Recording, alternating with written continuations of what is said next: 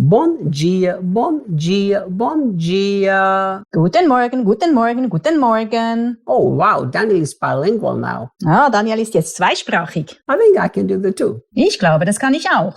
Bom dia, bom dia, bom dia. Guten Morgen, guten Morgen, guten Morgen. Hi, hi, hi. Good morning, good morning, good morning. Buenos días, buenos días, buenos días. We have so many languages. Guten Morgen in so vielen Sprachen. Bonjour, bonjour, bonjour. Guten Morgen, guten Morgen, guten Morgen. Oh, yeah.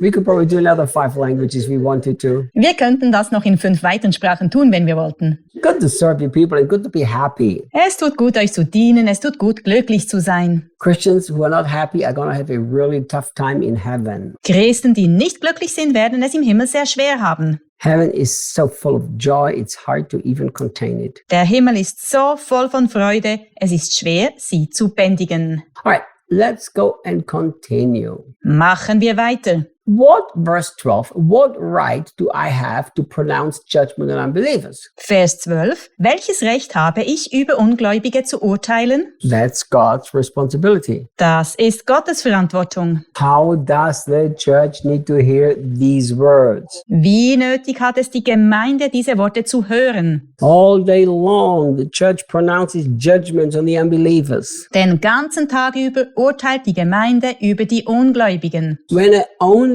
see the amount of judgments that Christians have made about non-Christians politicians, it's scary. Wenn ich nur sehe, wie viele Urteile Christen über die nichtchristlichen Politiker gefällt haben, ist das erschreckend. You know, we judge so many people in this world. Wir verurteilen so viele Menschen in dieser Welt. Paul said, what right do I have? He said he doesn't even have that right. Paulus sagt, welches Recht habe ich dazu? Er sagt, er habe nicht einmal dieses Recht. It is God's own right to judge those who have not accepted him. Es ist Gottes eigenes Recht, diejenigen zu richten, die ihn nicht angenommen haben. So, my friend, have you judged people who are unbelievers? Mein Freund, hast du Menschen gerichtet, die ungläubig sind? You know, think. Überleg mal. We sit in the train, we sit in the airplane, we sit in the tramway. Wir sitzen im Zug, wir sitzen im Flugzeug, wir sitzen in der Straßenbahn. And there we see people dressed in a weird way. Und da sehen wir Menschen, die seltsam gekleidet sind. And we judge them. Und wir urteilen. We see people filled with piercings and tattoos and we judge them. Wir sehen Menschen mit Piercings und Tattoos und wir verurteilen sie. We see 2 gays kissing passionately and we judge them. Wir sehen 2 Männer, die sich leidenschaftlich küssen und wir urteilen. Paul said that we Christians do not have the right to judge non-believers. Paulus sagt, dass wir Christen nicht das Recht haben, über Ungläubige zu urteilen. The only responsibility over this is Jesus' responsibility. Der Einzige, der dafür Verantwortung hat, ist Jesus. Er ist verantwortlich. But look what he says then. Schau, was er noch sagt. But those who are inside the church family are our responsibility to discern and to judge. Aber für diejenigen, die in der Gemeindefamilie sind wir verantwortlich, sie zu beurteilen und zu urteilen. Reinhard, I don't believe Paul was inspired by the Holy Spirit here. Reinhard, ich glaube nicht, dass Paulus hier vom Heiligen Geist inspiriert wurde. Because if he really was inspired by the Holy Spirit, he actually disagreed with Jesus. Denn wenn er wirklich vom Heiligen Geist inspiriert war, dann hat er Jesus hier widersprochen. Because Jesus himself said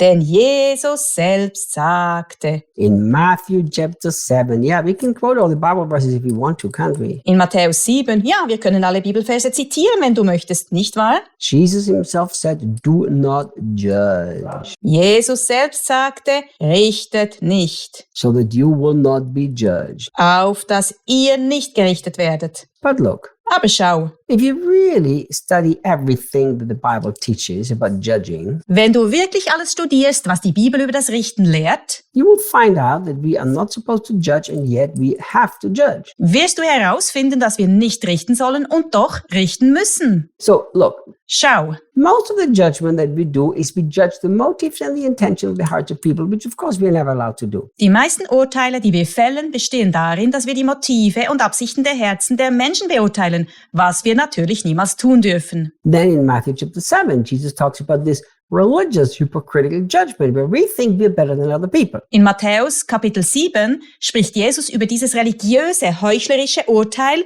wo wir uns für besser halten als andere Menschen. If you look at the context, that's what he's talking about. Wenn du den Kontext ansiehst, dann spricht er genau davon. That we have a splinter in our own eyes that we're not willing to remove, but now we think we can judge the brother who got his splinter. Über den Splitter in unserem Auge, den wir nicht entfernen, aber wir denken, wir können über den Splitter unseres Bruders richten. And of course, that's something we must never do. Und das ist natürlich etwas, was wir niemals tun dürfen. So, look, here Paul is not talking about judging the motives of anybody. Paulus spricht hier nicht davon, die Motive von irgendjemandem zu beurteilen. Because to the same church, to the Corinthians, he also wrote that we must not judge anything before the time. Denn an dieselbe Gemeinde, an die Korinther, schrieb er auch, dass wir nichts vor der Zeit beurteilen sollen. But only when Jesus, the perfect judge, comes back, he will judge according to the motives and the intentions of the heart. Erst wenn Jesus, der perfekte Richter, wiederkommt, wird er nach den Motiven und den Absichten des Herzens urteilen. So now, what kind of judging is he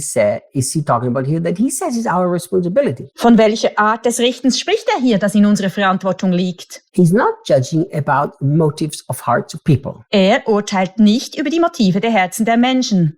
Please remember, Bitte denkt daran. if we take anything out of the context, we will have a problem understanding what the Bible is trying to tell us. Wenn wir etwas aus dem Kontext reißen, werden wir Schwierigkeiten haben zu verstehen, was die Bibel uns sagen will. So what is the context? Was ist also der Kontext? The context is that we have people among us who decide to live in sin and are by no means willing to let it go. Der Kontext ist, dass wir Menschen unter uns haben, die sich für ein Leben in Sünde entscheiden und keineswegs bereit sind, davon loszulassen. And we are discerning that this is destructive, that messes up the whole life of the body. Und wir stellen fest, dass es zerstörerisch ist, dass es das ganze Leben des Leibes durcheinander bringt. And that's when we make the judgment. And look what kind of judgment. Und dann fällen wir das Urteil. Wie sieht dieses Urteil aus? He said, so it's your duty to remove that wicked one from among you. Er sagt, es ist also eure Pflicht, den Bösen aus eurer Mitte zu entfernen. So we are not calling him a bad person with an evil heart because we don't know the hearts. Wir nennen ihn nicht einen schlechten Menschen mit einem bösen Herzen, denn wir kennen das Herz nicht. But we are saying it is very obvious you refuse to let go of your sin, you choose to live in it, and yet call yourself a Christian brother.